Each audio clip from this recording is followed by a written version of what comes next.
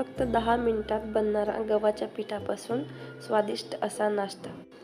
त्यासाठी 2 वाटी गव्हाचे पीठ घेतलेले आहे, 1 वाटी बेसन पीठ घेतलेले आहे आणि ओवा हातावर चुरगाळून त्यात टाकून घेऊया।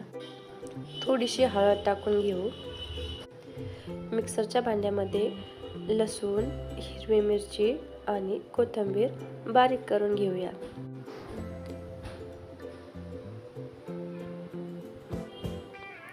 त्यानंतर पिठामध्ये ते मिक्सरमधून फिरवलेले वाटण टाकून घेऊया आणि चवीनुसार मीठ टाकून घेऊ।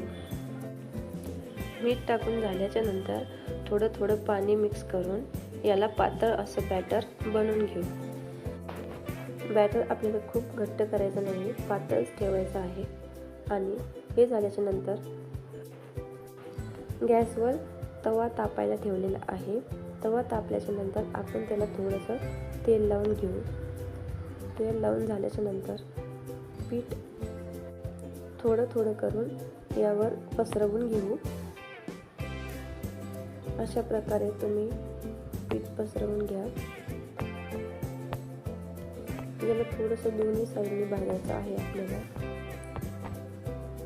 आपण त्याला थोडंसं तेल लावून घेऊ म्हणजे ते चिटकणार नाही।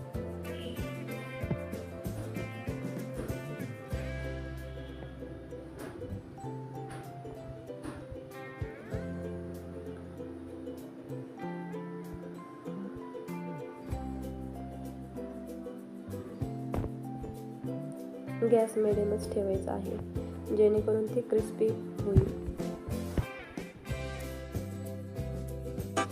अशा प्रकारे धपाटे बनवून घेऊ। रेसिपी आवडल्यास चॅनलला लाईक आणि सबस्क्राईब नक्की करा।